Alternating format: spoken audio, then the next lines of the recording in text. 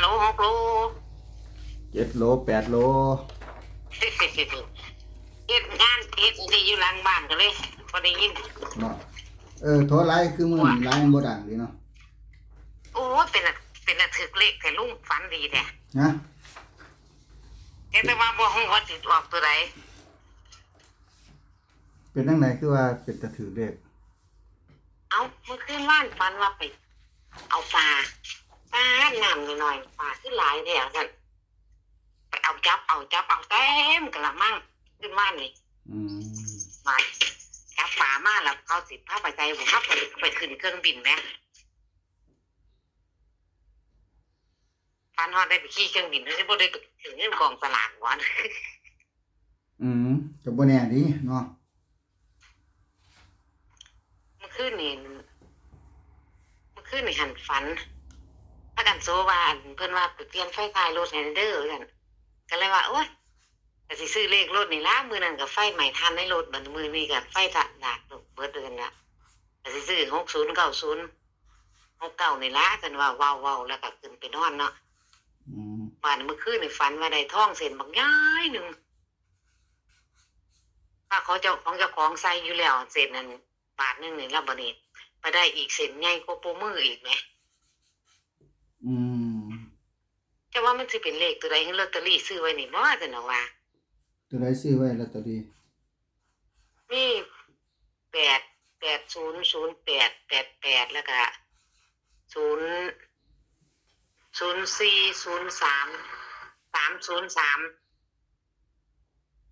ซื้อไว้หลายตัวตอนนี้แล้วก็277ไปเอาเมื่อวานไปธปสก็เลยไปเอาหยิบไปปูนึงแค่นั้นล่ะมี08 0888 0403โอ้เลขอันนั้นตัวเนี้ย77ฮะเลข08เลขกันพ่อใหญ่อันนั้นฝันว่าตัวนี้08เลขตู้นี่เราถึงบอกเราเอาให้เราบอกให้ซื้อตัวเดียวให้เรานี่88 0304หั่นตัวแม่นไก่277ว่านไปเอาไปธปสเห็นได้เอาฝันดีใจครั้งเดียวได้ท่องเส้นบักใหญ่ก็ยังว่าป๊าดซั่นดอกซั่นนี่เอามือเฮามันว่ามันเส้นละ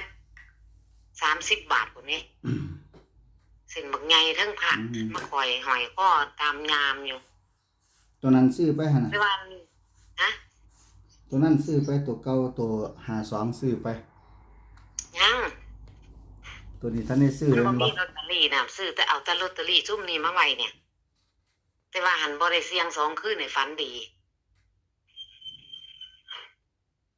2คืนเนี่ยที่เอาลอตเตอรี่ซุ่มนี้มาไว้แต่ว่าจักสิแม่นตัวใดเน้นๆเอาไปแต่ว่าหยิบลอตเตอรี่ไว้อย่างละ2ใบก็คือตัวนั้นนี่ล่ะอย่างละคู่น่ะ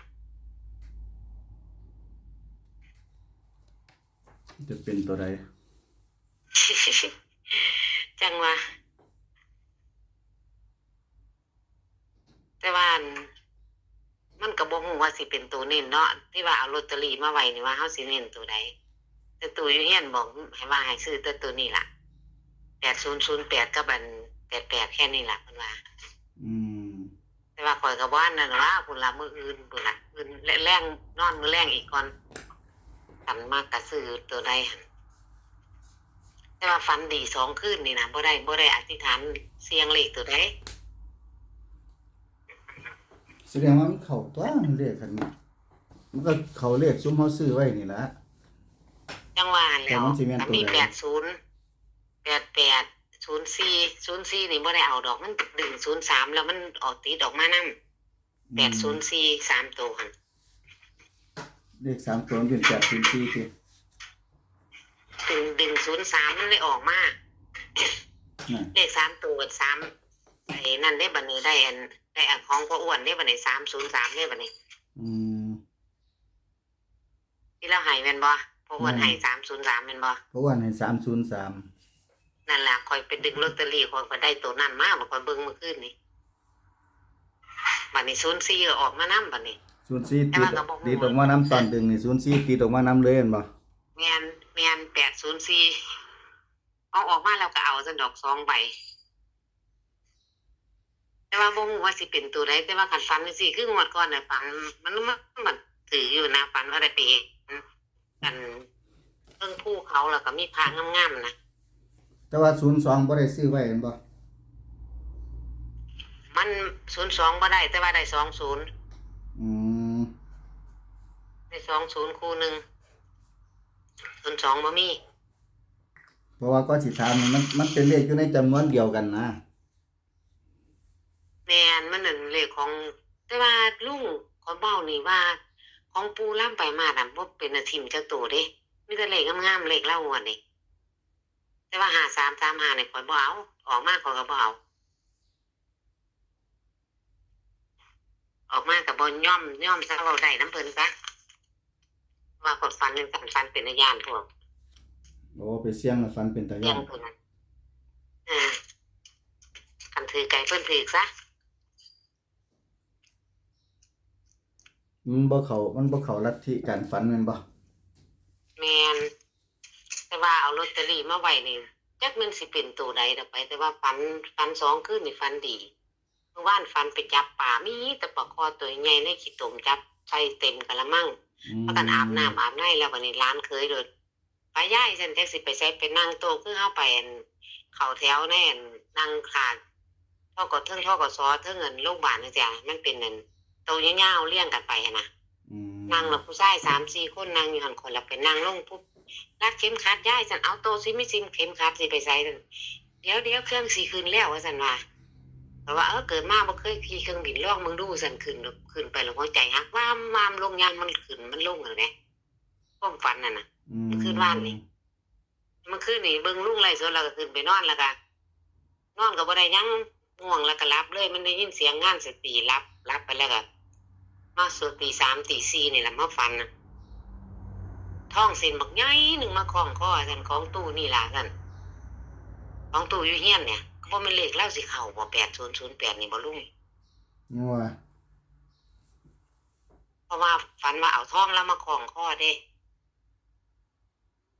เพิ่นว่าเอาท้อง ของ มา เรา ค ก็ ล้อง เห็น คอ แค่ เนาะ 8008กับ88แค่นั้นเนาะ แล้วให้แต่แค่08กับ88 แม่นเขาก็ฝันว่าเอาทองเราแล้วมาใส่ก้อนก็สิเล่นซ้ำนี่แหล้วได้บ่ได้กันนั่นไอ้เอกชนเขาก็สิซื้อซ้ำนี่ล่ะบ่ได้จังเอางวดใหม่คันมื้ออื่นกันบ่ฝันมื้อแลงนี่ อืม แต่ว่า2คืนนี่ฝันดีแล้วเอาลอตเตอรี่มาไว้แหน่บ่ได้เสี่ยงอธิษฐานหยังมีแต่ว่าเอาซื้อลอตเตอรี่มาไว้แล้วก็ฝันจังซี่แต่ว่าก็บ่ได้รู้ว่าสิเน้นตัวใดเอาไปเอามาเลยสิเอาแต่ของเพิ่นแค่นี้ล่ะบ่ได้จังเอางวดใหม่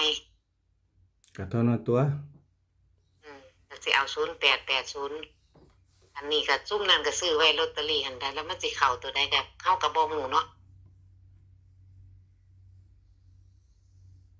แต่ว่าเท่าเดียวนี้ยังคิดดีใจหอมๆมาท่องเส้นบักใหญ่ๆกว่าโปมืออีหลี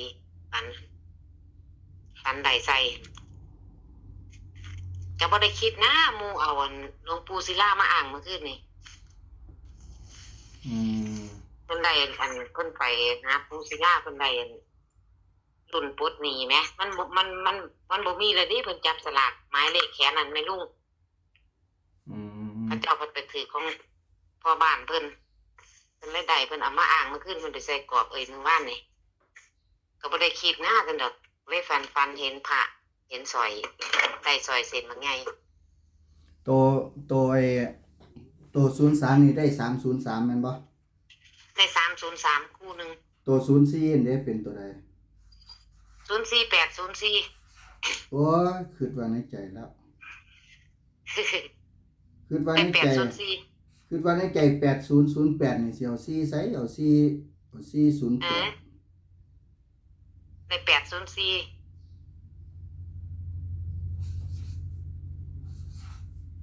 มักอยู่เลขตัวเนี้ย อันก็ได้202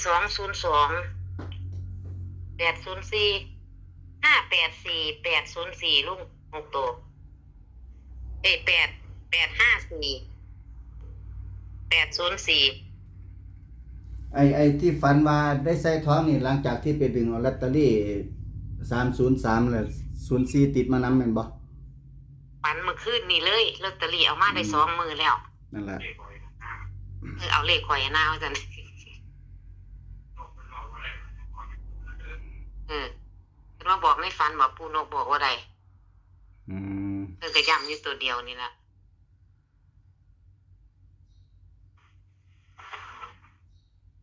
804เลข6ตัว อืม แต่ว่าจักมันสินั่นแต่ว่าอยู่ในนี่ล่ะเพราะว่าอยู่ในจำนวนเลขข่อยซื้อนี่ล่ะเพราะว่าข่อยฝันดีฝันทั้งได้เงินได้ทองแหม